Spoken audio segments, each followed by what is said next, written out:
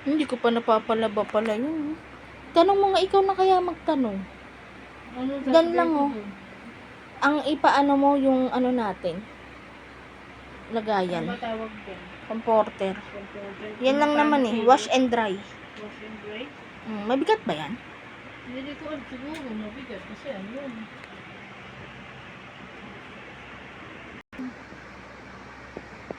Tanong mo bukas ha. Ipapalaba ko.